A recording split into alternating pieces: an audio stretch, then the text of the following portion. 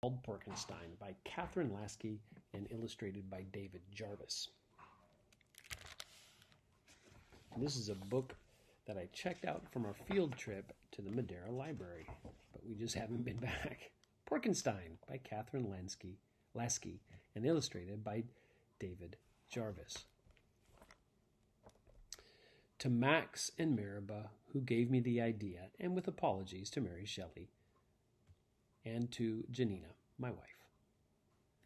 Dr. Smartpig was a famous inventor, but he didn't have any friends. His two brothers had been eaten by the big bad wolf years ago, and he had been very lonely ever since. Tomorrow's Halloween, he thought sadly.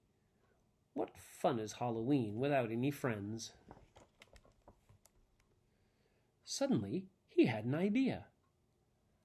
I'm an inventor. I can invent a friend. I'll never be lonely again. Dr. Pig was excited.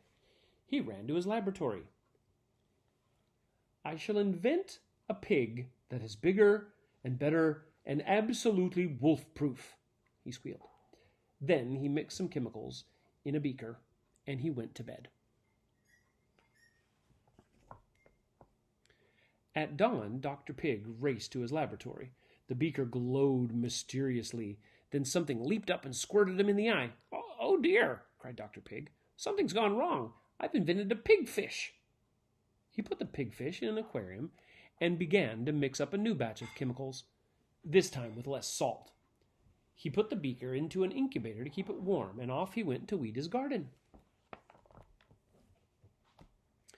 A few hours later, he returned to his laboratory. He peered into the incubator and was happy to see a rounded snout and a corkscrew tail. But something wasn't right. Oh, no, he cried. It has wings. The creature oinked, flew off, and hung upside down from the ceiling. It's a pig bat, said Dr. Bat. I'll have to try again. Halloween night was getting closer, and Dr. Pig still did not have a friend. He mixed up another batch of chemicals, and this time he hooked the beaker up to his electro-pigometer. At the last minute, he threw in a teaspoon of sugar. It was almost sunset when he heard loud grunts coming from the lab. Another creation had come to life. There, on the table, was the biggest pig he had ever seen. I'm starving, the giant pig shouted. I need food. Feed me. Dr. Pig gasped. Would you like a jelly donut? He asked.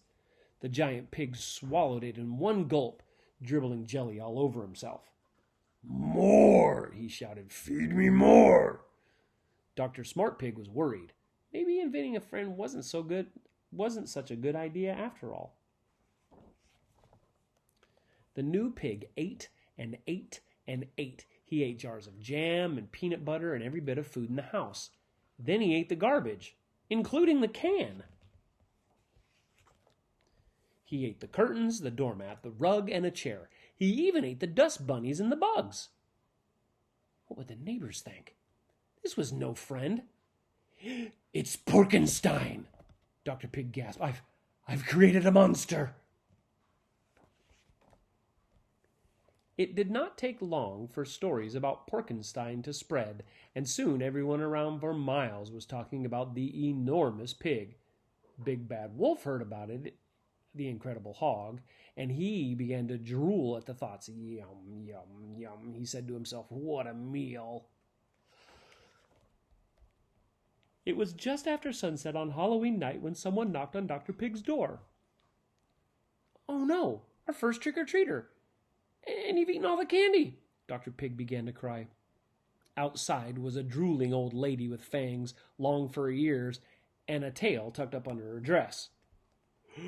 It's him, Dr. Pig whispered, and he began to shake with fear. Who? The big bad wolf, the one that ate my brothers. Porkenstein opened the door. Trick or treat, Piggy Pie, the wolf said in a creaky old lady voice. He licked his chops. You sure are a big fellow.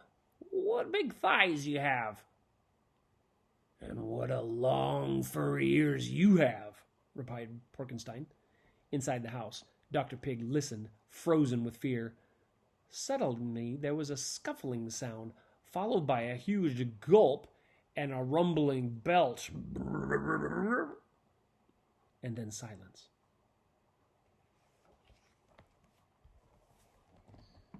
Dr. Smart Pig peeked out the door. "You didn't," he said, and gasped in disbelief. "I did," Porkenstein smiled. A pair of empty boots stood where the wolf had been. That night, Dr. Pig could not believe how lucky he was. "Porkenstein," he said, "I'll never have a better friend." "You mean I'm not just an invention?" Porkenstein asked. "No, you're a true friend. The big bad wolf is gone forever, and Dr. Pig would never be lonely again." Now it was time for fun. "I'm still hungry," said Porkenstein. "Let's go trick-or-treating." So the two pigs put on costumes, and off they went. Happy Halloween. And that book is Porkenstein. And the AR test on this is 64181. And it is a level 2.8.